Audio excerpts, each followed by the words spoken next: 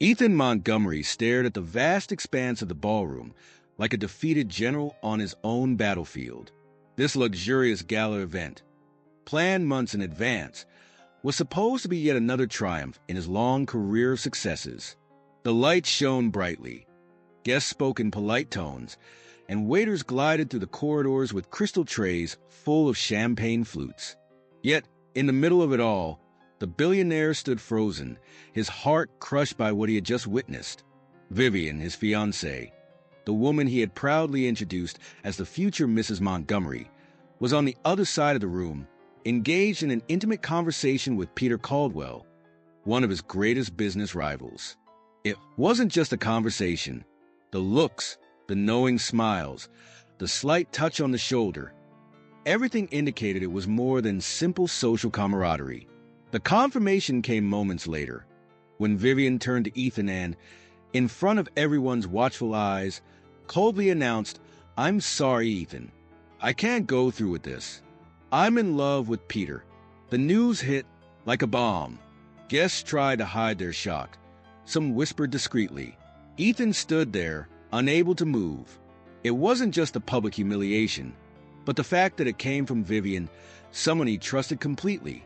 His mind, trained for swift business decisions, seemed incapable of processing what was happening.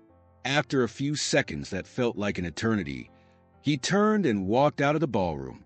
With every step, he felt the gaze of dozens of people piercing his back, each one carrying its own judgment. He climbed into his limousine and ordered the driver to take him home. The silence inside the vehicle was deafening, broken only by Ethan's heavy breathing. He couldn't believe what had just happened. Everything felt like a nightmare he hoped to wake up from at any moment. Hours later, back in his office, he stared at a glass of whiskey. The drink barely touched his tongue before it was swallowed, in a desperate attempt to numb the growing pain in his chest. Vivian's words echoed in his mind over and over. Each time he thought about them, the humiliation grew more intense. His pride, his most defining trait, was wounded in what felt like an irreparable way.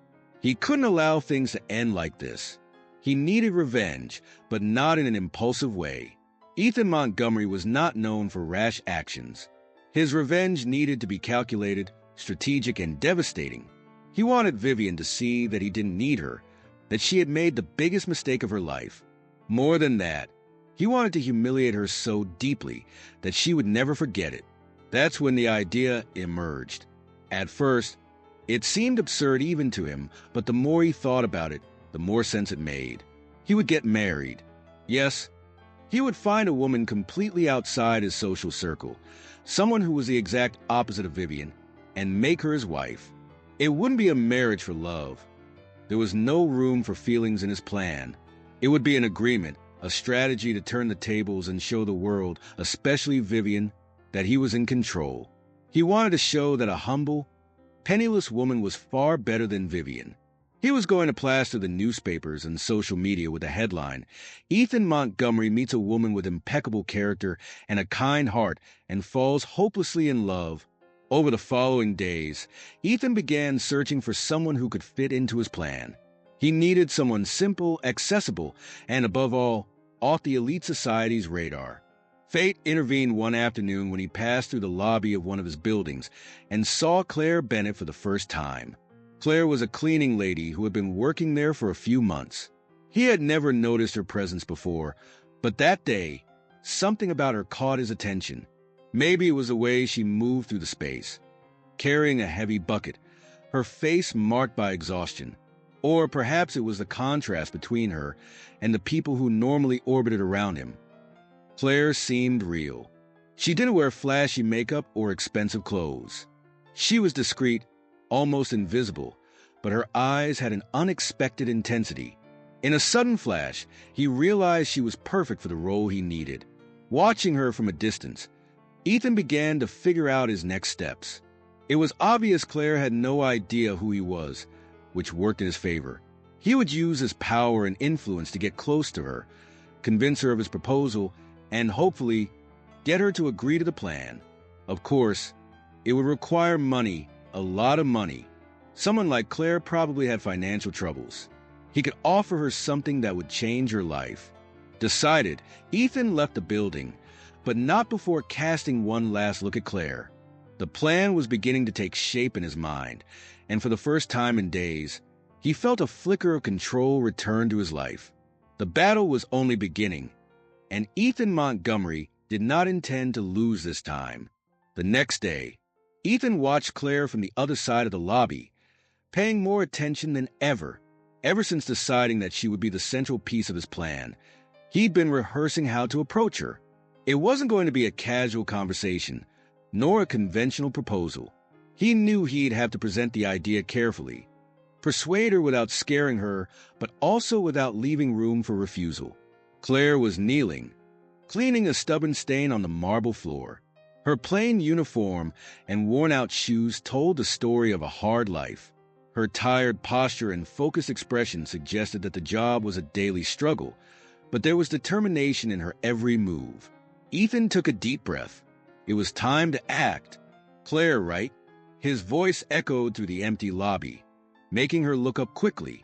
She blinked in surprise upon seeing him standing there, dressed in an impeccable suit with a confident posture that exuded power. Yes, sir. She hesitated as she looked at the name engraved on the luxurious folder he was holding. Yes, Mr. Montgomery. She was startled by the name. It was the name of the owner of everything. She knew that well. Can I help you with something? She asked, standing up quickly and wiping her hands on her uniform. Actually, I believe I can help you. He smiled, but there was something in his tone that made her wary. Claire took a step back instinctively. It was unusual for the owner of the building to speak to someone like her, much less with such a keen interest. What do you mean? Claire frowned, crossing her arms as if trying to protect herself. Do you have a few minutes to talk? I promise it'll be beneficial for both of us. She hesitated. She didn't know what to expect, but she also didn't want to seem rude or disrespectful. She gave a slight nod, agreeing, and followed Ethan into a small, empty office. He waited for her to sit before starting. I'll be straightforward, Claire. What I'm going to propose is unusual, but I believe it'll be a unique opportunity for you. Claire looked at him, intrigued and a bit scared. You're making me nervous, Mr. Montgomery. Ethan gave a half smile. There's no need to be nervous. I'll get right to the point. I want you to marry me. The room fell into a nearly tangible silence. Claire froze, trying to figure out if she had heard him correctly. Excuse me, Mr. Montgomery. What? That's exactly what you heard. It won't be a traditional marriage. It'll be an agreement. Purely a contract. A contract? Claire crossed her arms again, looking even more confused. Yes, I'll pay you a significant amount, enough for you and your family to live comfortably. In return, you'll be my wife for as long as it takes me to achieve certain objectives. She stared at him like he'd lost his mind. This makes no sense at all, sir. Why me? Ethan leaned in slightly, his gaze fixed on hers. Because you're exactly what I need. You don't belong to my social circle. You're not part of this world. That's what will make it all more convincing. Claire remained silent, absorbing every word. It was surreal. Marrying a stranger, especially someone like Ethan Montgomery, was something that had never crossed her mind. And why would I do that? She finally asked, her voice heavy with disbelief. I know you have financial difficulties. With the money I'm offering, you can change your family's life. Think of it as a business deal. Claire felt her heart racing. He was right. Things at home were dire. Her sick mother needed expensive medications, and her younger brother had dropped out of college to help with the bills. Even so, the idea of marrying without love, of becoming part of a plan she barely understood, seemed absurd. This feels wrong. Marriage isn't something you treat like a business, Mr. Montgomery. Claire, I don't expect you to understand right now, but think about the future. You could solve all your financial problems in exchange for a few months of your life. She lowered her gaze, fighting against the avalanche of emotions. The proposal was tempting, but it also carried unpredictable consequences. I need time to think, Ethan nodded. Of course, but don't take too long. I'm in a hurry. In the days that followed, Claire could hardly sleep. Each time she saw her mother coughing worryingly or received an overdue bill, Ethan's proposal echoed in her mind. Yet it wasn't in her plans, but on second thought, it might make it easier to reach her ultimate goal, her lifelong goal. Finally, after a sleepless night, Claire made up her mind.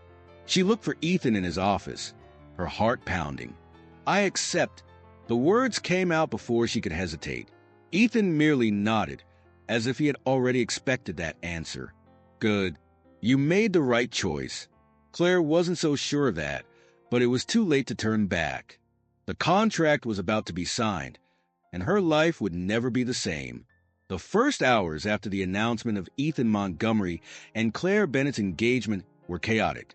Word seemed to spread like wildfire through New York's social elite, splashing across magazine covers and dominating the headlines of major gossip sites. Billionaire marries cleaning lady. Improbable romance or strategic move was one of the most talked about headlines. For Ethan, this was the first victory of his plan. He had gotten exactly what he wanted: attention, speculation, and most importantly, a reaction Vivian could not ignore. However, that attention came with harsh judgments. In the following days, every move Claire made was scrutinized and criticized. Social media showed no mercy. Comments like, "She must be with him just for the money," or "This is a tasteless joke," flooded posts about the couple.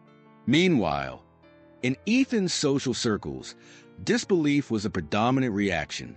How could someone so powerful have chosen Claire, an unknown woman with no status, no class, no pedigree?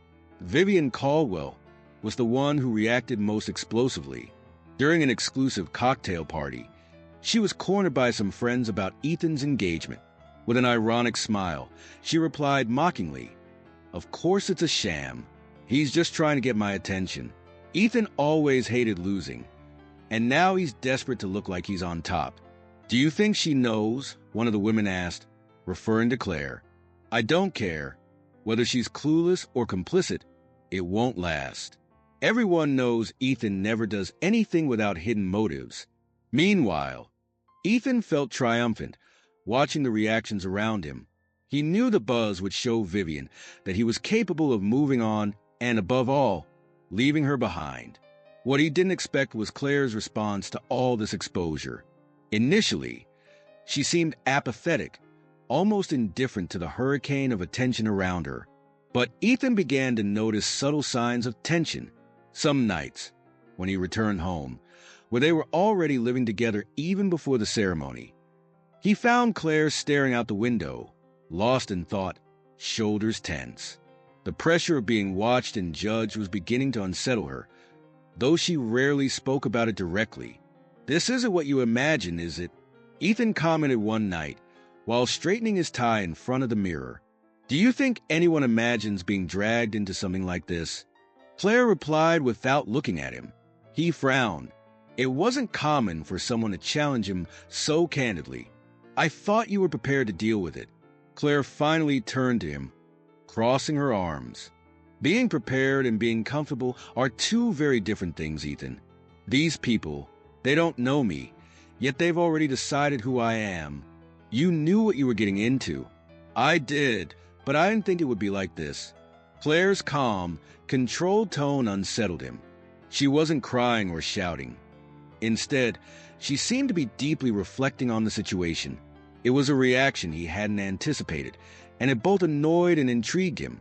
However, the first conflicts weren't just between them. The world around Claire had changed drastically.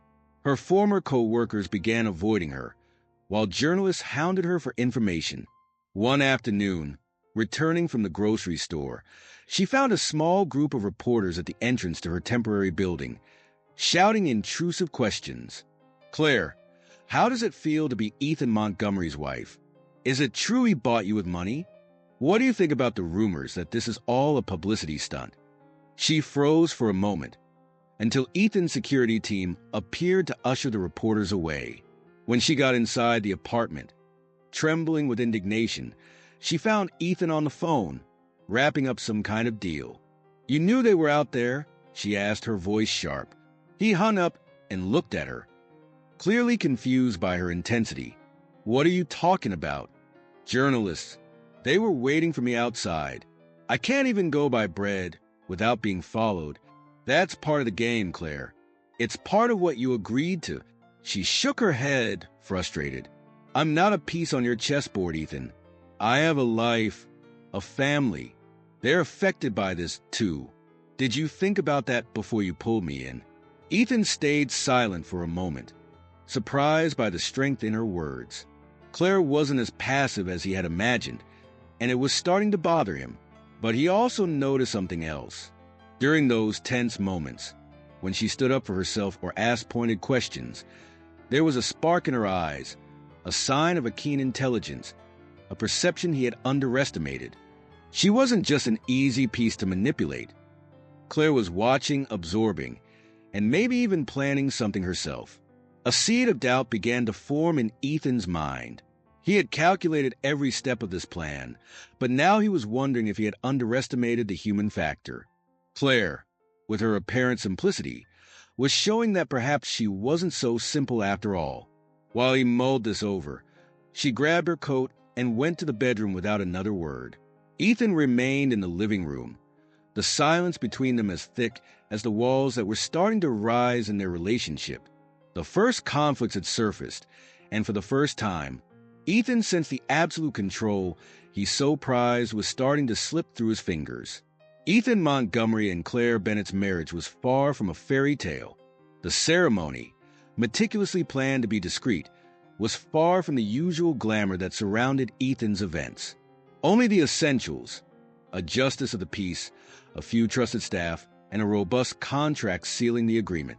For Ethan, it was just another calculated step in his plan, but for Claire, it was the start of something she barely knew how to handle. When the black car pulled up in front of the luxurious hotel where they would spend the night, Claire remained still for a moment. The building's imposing appearance reflected the grandeur of Ethan's world, but also the weight of the chasm between them. Outside, distant camera flashes still tried to capture a glimpse of the newlywed couple. Ethan got out first, opening the door for Claire. "Welcome to your new reality," he said. With a half-smile she did not return. They rode up in silence to the presidential suite on the top floor. The place was a show on its own. Crystal chandeliers, immaculate furnishings, and a view of Manhattan's illuminated skyline. Claire walked slowly around the space, running her fingers across the smooth surface of a marble table, while Ethan removed his jacket and carefully hung it up. "Impressive, isn't it?" Ethan remarked, watching her from across the room. "It's grand," Claire answered without emotion, still glancing around, "but there's something cold about all this." He raised an eyebrow, intrigued. "Cold?" "Yes. It's as if all this luxury has no soul. It seems too perfect, too empty." He let out a low, short laugh. "Funny you'd say that. Most people would be impressed." "Maybe I'm not like most people," Claire said, finally looking at him. Ethan felt uneasy under the intensity of her gaze. Claire seemed to be seeing something in him that no one else did, something he tried to hide even from himself. "Are you tired?" Ethan asked, trying to break the silence that was beginning to weigh on them. "A little," Claire admitted. He motioned toward the master bedroom. "The bedroom is yours. You can rest if you want." Claire gave a slight nod but didn't move right away. Instead, she walked over to the window, folding her arms as she took in the view. "It must be nice," she said in almost a whisper. "What?" "Living like this. Controlling everything. Never needing anyone." Ethan frowned, feeling slightly attacked. "You think my life is that simple?" She turned to him, her expression calm, but her eyes shining with something that seemed to challenge him. "I don't think it's simple, Ethan. I think it's lonely." He felt the impact of those words like an unexpected blow. He wasn't used to being disarmed, least of all by someone he'd underestimated from the start. "I didn't realize you were so philosophical," he replied, trying to sound casual. "It's not philosophy. It's observation. Observation? Ethan took a step forward, crossing his arms. Are you trying to analyze me, Claire? She gave a slight smile. A smile that wasn't mocking but hinted at someone who knew more than she was saying. I don't need much effort to understand you. You go out of your way to show everyone how strong and invulnerable you are. But beneath all that, I see something else. Ethan felt a stab of irritation. He didn't like being read so easily, especially by someone he still considered a novice in this game. And what exactly do you think you see? He asked, his voice laden with challenge. Claire shrugged, stepping back a bit before sitting down in one of the armchairs in the room. I see someone who's trying to prove something, maybe to the world, but mostly to himself. You're full of theories, aren't you? I'm only saying what I observe. The silence that followed was heavy. Ethan knew he shouldn't let it get to him, but Claire's words were stirring something he couldn't fully identify. You knew what you were getting into when you accepted my proposal, he said, changing the subject. Claire tilted her head slightly, studying him. I did, but what intrigues me is that you don't seem to know what you're getting into. Those words hit him again. Ethan slowly approached, stopping just a few steps away from her. What's that supposed to mean? It means you think you have control over everything and everyone, but you don't realize that you're not always in command. He let out a short, forced laugh. Ethan loosened his tie and gave Claire a long, hard stare, trying to process her last words. And who would be in command then? You, maybe. Or maybe no one.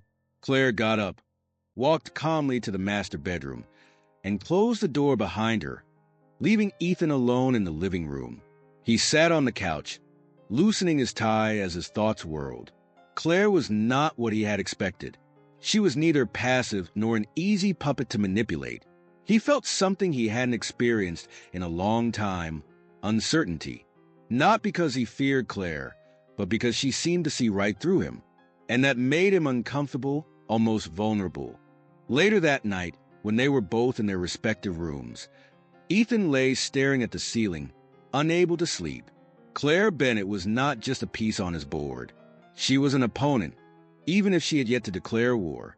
Their wedding night had not ended as he imagined. Instead, it served as a reminder that no matter how much control he held over the board, there was always a variable he could not predict. And that variable, to his surprise and frustration, was Claire.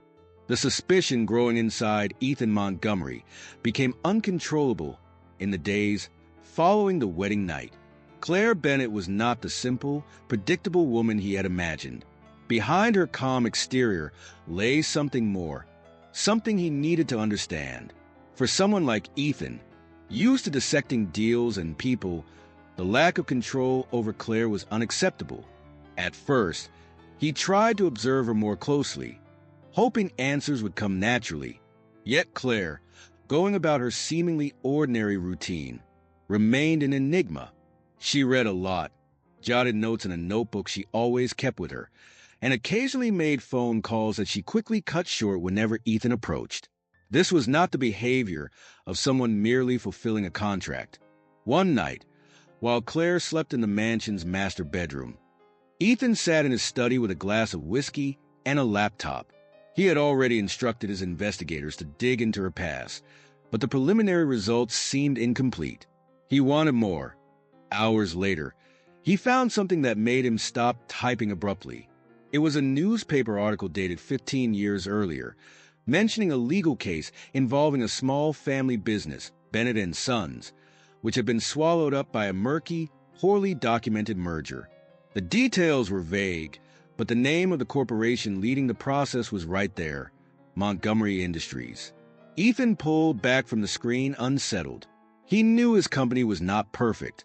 On multiple occasions, questionable decisions had been made, and both his father and later, he himself had looked the other way to keep growing. But the idea that Claire might be directly connected to one of the victims of these practices unsettled him deeply. The following morning, Ethan summoned one of his trusted lawyers, Jacob, for a discreet meeting. I need you to find everything about a Montgomery Industries acquisition from 15 years ago. The company was Bennett and Sons. Jacob frowned. Bennett and Sons? That doesn't ring a bell, but I'll look into it. Any particular reason? Ethan hesitated. Just do it, and bring me the details quickly. Meanwhile, Claire, in another part of the mansion, was immersed in her own plans. Sitting at the garden table, she pored over old documents she had painstakingly tracked down. Those papers were more than memories. They were proof that her family had been deliberately harmed.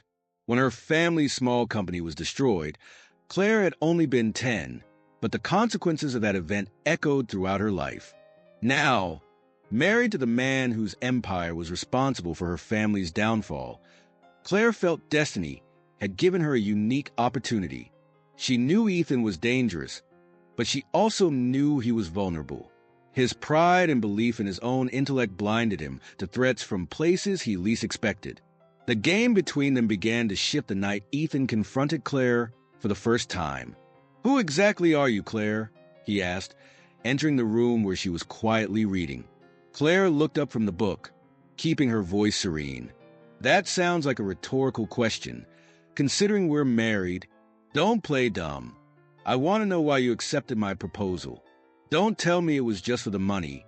She closed the book, crossed her legs, and looked at him with a faint smile.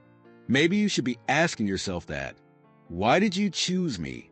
Ethan stepped closer, his gaze locked on hers. "I know you have something to hide, and I'm going to find out what it is." Claire leaned forward slightly, narrowing the distance between them. "Good luck, Ethan, but be careful. You might not like what you find." The tension between them was palpable. Ethan left abruptly, but his mind was ablaze. He felt he was closer to unmasking the mystery, yet something about Claire made him hesitate. She didn't seem afraid, as she should have been. On the contrary, she was confident, which left him uneasy. Days later, Jacob returned with the investigation results. The Bennett and Sons acquisition was irregular, Ethan. Very irregular. It appears someone within Montgomery Industries used a subsidiary to force the company to collapse. Ethan's fist clenched. "Who led this?" "It was one of your father's executives at the time, but the name listed in the documents is yours, from when you were still vice president, not yet president. Formally, you were the one who signed the merger." The revelation hit Ethan like a punch in the gut. He knew his company operated in gray areas, but he had never directly involved himself with anything like that. Everything now made sense. Claire was there for revenge. That night, Ethan confronted Claire again. "You knew, didn't you?" he began, closing the door behind him. She was in the study, calmly reviewing some papers, but she looked up without haste. "Knew what?" "About Montgomery Industries and your family. About what happened to Bennett and Sons." Claire's face hardened, but she kept her composure. "It took you longer than I expected, but you finally figured it out. So that's it? You married me to get revenge." She stood up, walking closer at a measured pace. "Let's say that as a cleaning lady, it would have taken me a while to get into your office and access the documents proving the wrongdoing. But fate gave me a little help. Now tell me, what would you do in my place, Ethan? Watch your family be destroyed by the greed of a powerful man and do nothing." He tried to keep his cool, but his voice shook slightly. "You think you can manipulate me? And do you think I'm the only one around here trying to manipulate someone?" Claire snapped back. "You chose me because you thought I was simple, easy to control. You were wrong." Silence fell between them. Both knew that from that moment on, the game had changed. Ethan now understood Claire was not just a victim. She was a worthy adversary. And Claire knew Ethan would not stand idly by while she tried to tear down the legacy he had built. Tension mounted, fueled by secrets, resentments, and the feeling that both were playing to win. But in this game, only one could emerge victorious. The first stories began circulating on obscure websites and social media.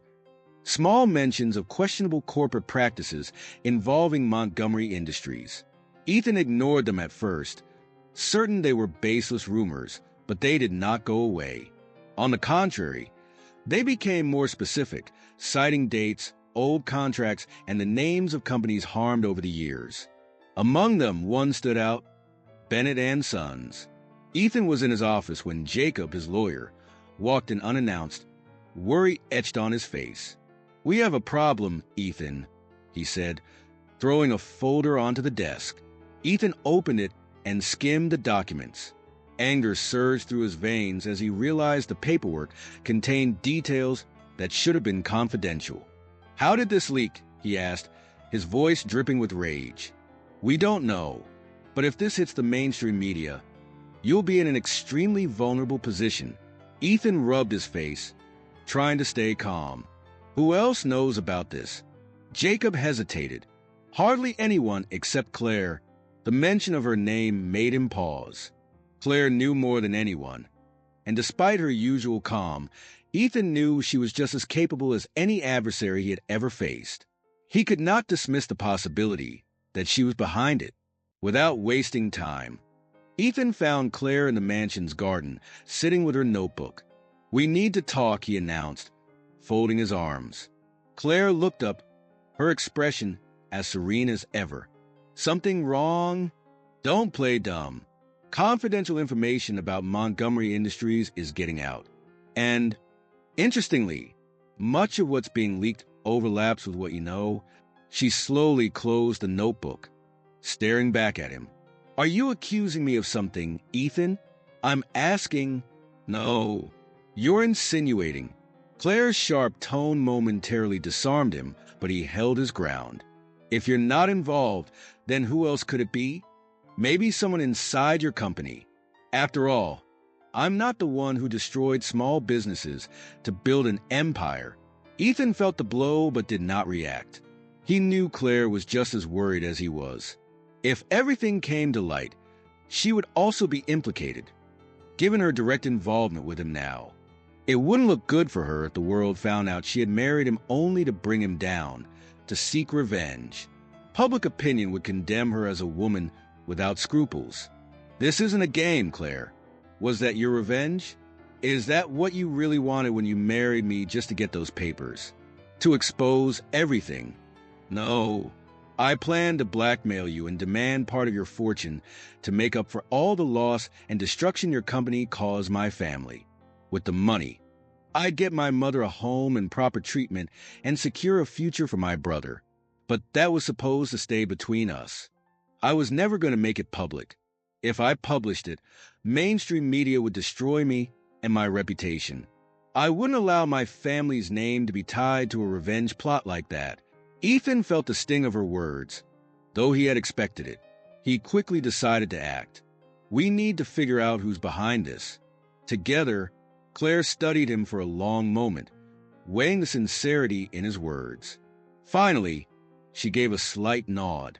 "Fine, Ethan, but understand I'm not doing this for you." Their collaboration began immediately.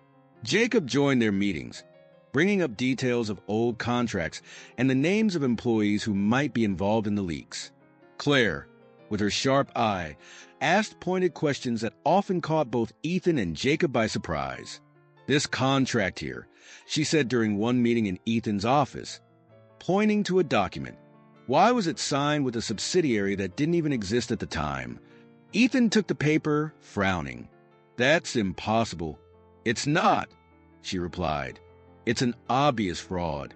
Someone created that subsidiary after the fact and manipulated the records." Jacob spoke up. "This means the leak isn't just about questionable corporate practices, Ethan. There might be someone actively trying to frame you." The tension among the three of them grew with every new discovery. Even though Ethan and Claire were working together, distrust still lingered between them. During a break, Claire was in the kitchen making coffee when Ethan came in. "You seem incredibly comfortable, given the situation," he said, watching her with folded arms. She didn't answer right away, focusing on pouring the coffee into the mug. "I learned to stay calm when everything around me is falling apart." Ethan moved closer, leaning on the counter. "Is that something life taught you, or something you learned while planning your revenge on me?" Claire gave a slight smile. "Both?" Their silence was broken by the ping of Ethan's phone. He checked the screen, and his expression darkened.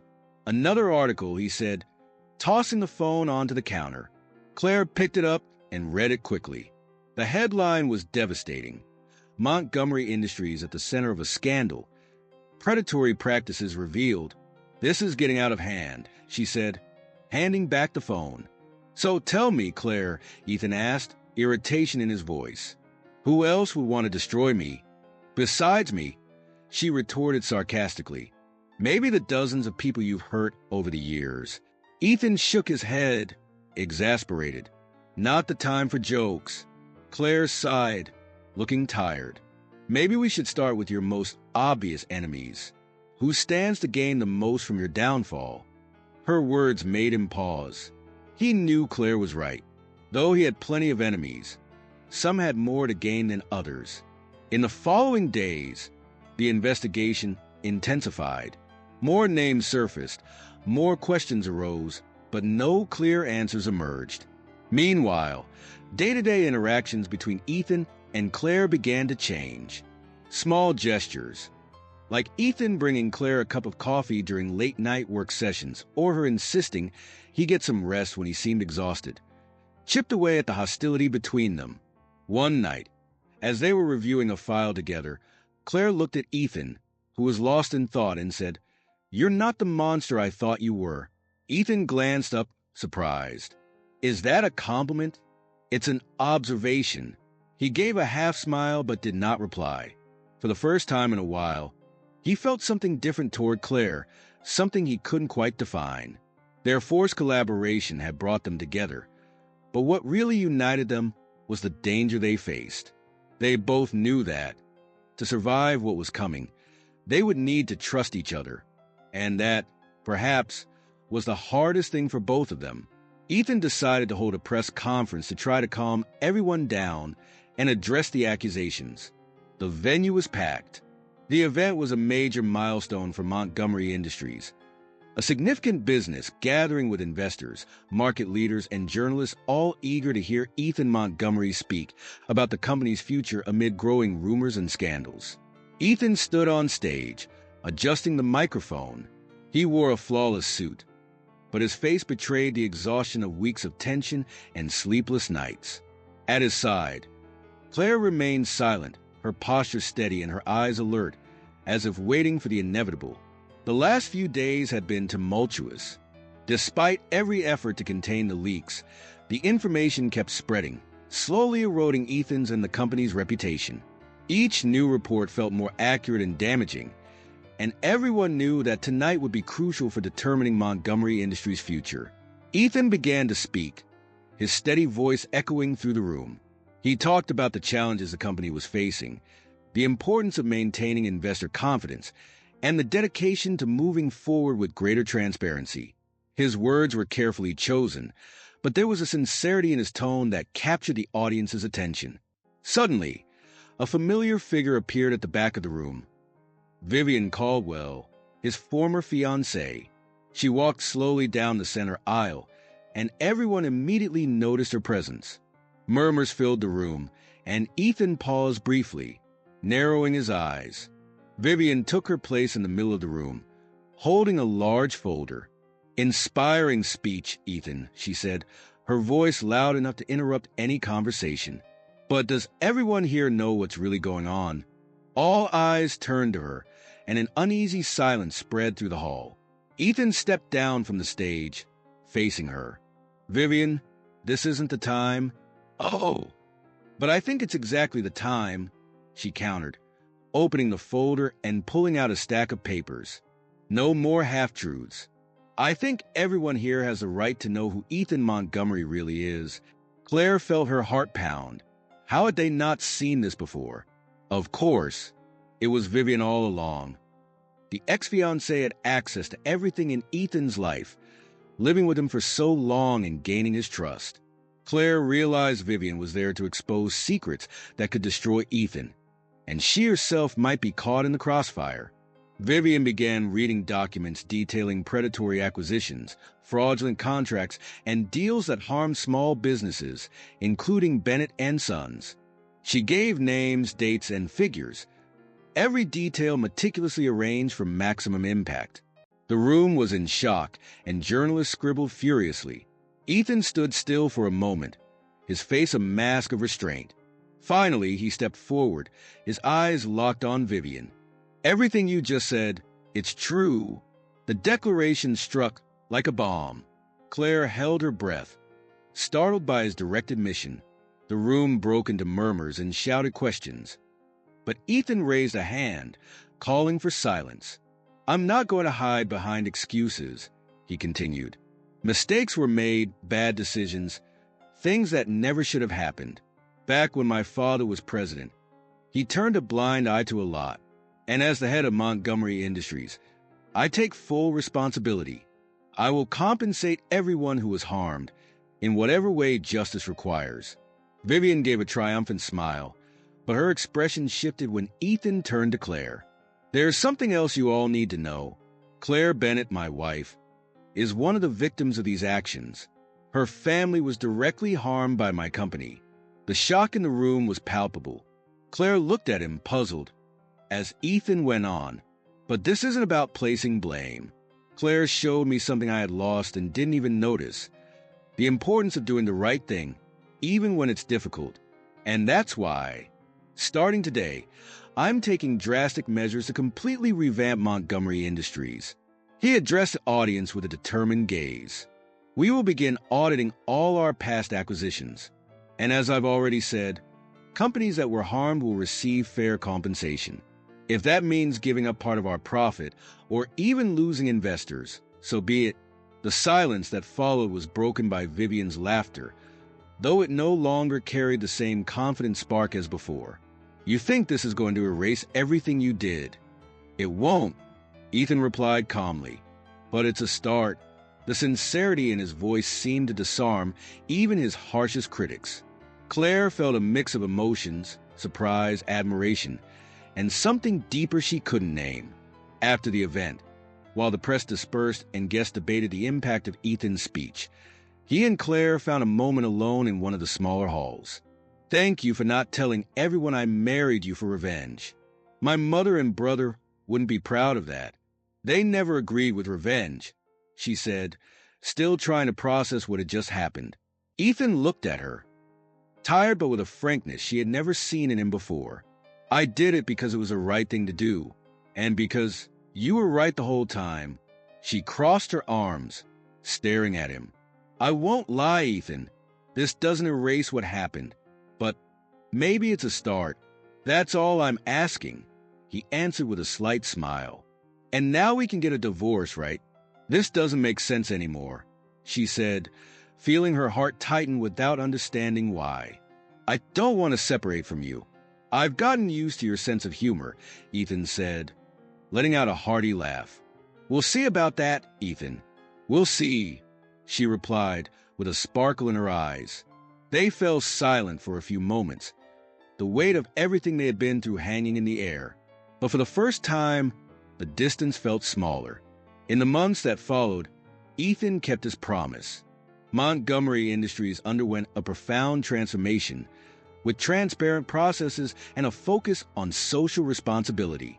Claire, on her end, found a way to use her expertise to help smaller companies, ensuring her family's story would not be repeated. The marriage that started as a convenient arrangement turned into something unexpected. Not perfect, but real. Above all, it was built on a foundation of mutual respect and a shared determination to do better. And as New York's lights shimmered in the distance, Ethan and Claire realized that despite everything, they had found something neither of them had ever expected, a chance to begin again. The last autumn leaves drifted over the expansive Montgomery mansion grounds as Claire rested her head against the library window, gazing at the golden carpet covering the lawn. She still remembered how it felt to arrive there for the first time. Now, everything seemed different, not just the place, but she herself. It had been almost 2 years since the scandal that exposed Montgomery Industries' irregularities and Vivian Caldwell's conspiracy. Those were months of internal audits, grueling meetings, and rebuilding. The heavy atmosphere that once suffocated the mansion's corridors gave way to a more dynamic environment, where secretaries, advisors, and even former employees felt free to present ideas. Suddenly, pointing out flaws, suggesting improvements, and demanding transparency were no longer frowned upon but encouraged. Ethan Montgomery, once feared for his cold business demeanor, was the first to be surprised by the turnaround. His name had made countless headlines, sometimes calling him ruthless, other times praising his courage in publicly admitting his mistakes. Only he knew how painful this process of internal reform could be, as it forced him to face ghosts he would rather have buried. Even so, every morning he woke up more committed to leaving behind a clean legacy. Every decision, no matter how small, now went through a moral filter that had never been part of his old calculations. Claire had become an essential part of this new chapter. Her critical eye and history of perseverance, combined with the experience of having her family ruined, provided a unique perspective. She knew, better than most, how corporate decisions could devastate a person's entire life. Together, they created the Bennett program. The name had been Ethan's idea, as a way of acknowledging the pain inflicted on Claire's family and so many others. The proposal was simple: redirect part of the company's profits into development funds for small businesses, helping entrepreneurs form partnerships and avoid being crushed by corporate giants. Some within the company whispered that the program was too idealistic, but Ethan and Claire both knew it was precisely that spirit of idealism that had been missing before. Claire's family now lived comfortably in the mansion's guest house. On the personal front, things improved every day. The marriage of convenience was gradually infused with an affection they both strove to understand. Sometimes they felt a strange shyness when they were alone, a stark contrast to the beginning of their relationship, when every step was marked by self-protection and ulterior motives. Now, they spent long evenings talking on the sofa in the music room about anything from company accounts to trivial topics, like the book Claire happened to be reading. Their closeness grew quietly, almost imperceptibly, like a plant finally finding the sunlight it needed to flourish. In the guest house, Claire made a point of spending time with her mother often. Her mother's medical treatment, once out of reach, had become a priority, making a noticeable difference in her delicate health. Claire's younger brother, who had returned to college, visited the mansion on weekends to learn about management and finance, soaking up every bit of advice his brother-in-law offered. Initially, he kept a certain distance. Ethan symbolized the power that had once destroyed his family, but his mistrust gradually eased as he watched real changes in the way Montgomery Industries conducted its affairs. For Ethan, spending time with Claire's family was an uneasy yet cathartic experience. Seeing the simple, honest day-to-day life of people who loved each other in spite of their struggles made him reflect on his own childhood and its lack of genuine bonds. More than once, he felt embarrassed by the realization that he had never experienced a family meal where everyone sat down, laughed, and chatted freely. Slowly, he was learning that success was not measured solely by numbers, but by the quality of the relationships you build along the way. Between these family encounters and his intense workload, free time was scarce. Even so, Ethan and Claire made an effort to slip away together whenever possible. Maybe a walk in Central Park, dinner at a quiet bistro, or a trip to a small neighborhood movie theater without security guards. Those moments allowed them to be just Ethan and Claire, without the weight of the Montgomery name. They laughed at his awkwardness when lining up for coffee. He teased her for always picking the cheapest item on the menu out of sheer habit, a remnant from her days of pinching every penny. When they returned to the mansion, reality welcomed them again. As they passed employees, they heard more casual greetings, and Ethan made a point of saying good evening to each person by name. The huge living room, once as cold as a museum, now featured plants and flowers Claire had brought in, as well as recent photographs. One showed her brother proudly holding his diploma. Another captured Ethan and Claire's mother sharing a smile during a backyard picnic. Small reminders that life in the mansion, despite its grandeur, could indeed have warmth and humanity. At the end of an especially grueling week, Ethan invited Claire to watch the sunset from the terrace, the highest point of the mansion, where much of the city was visible. From up there, the Manhattan skyline sparkled, and for a moment, Neither of them wanted to talk about the company or the past. They simply took in the vast panorama before their eyes. The autumn breeze ruffled Claire's hair gently as Ethan, wordlessly, pulled her into a shy but sincere hug. "It feels like we got a second chance," he murmured, looking at the horizon painted orange and violet. Claire felt her heart grow warm. Yeah, and, strangely enough, that second chance came from the very wounds that once hurt us. They stayed that way, side by side, sharing a silent exchange that summed up everything they had learned in the past few months. This wasn't a naive redemption. They knew the road ahead would still bring challenges, criticism, and pitfalls. But they had a pact, maybe not signed on paper, but sealed in the way they looked at each other, to keep trying, keep rebuilding. It was part of what made them stronger together than apart.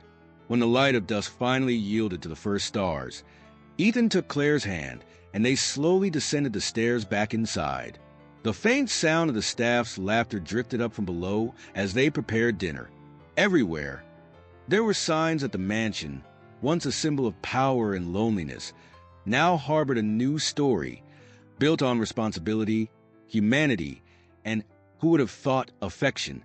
It was at that moment that Claire, almost by instinct, rested her head on Ethan's shoulder. And without a word, they both understood that the future, uncertain but hopefully beautiful, was waiting for them, ready to be lived without hesitation.